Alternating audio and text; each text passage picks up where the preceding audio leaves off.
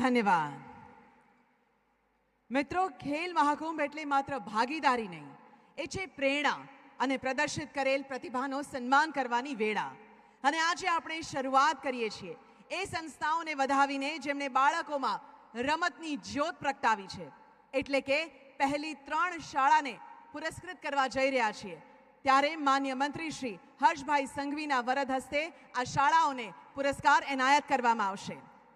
શ્રેષ્ઠ શાળા award first prize સાથે 5 લાખનો રોકડ પુરસ્કાર પ્રાપ્ત કર્યો છે શ્રીમતી વીએસ ઝવેરી માધ્યમિક વિદ્યાલય, ગઢ, જિલ્લો બનાસકાંઠા.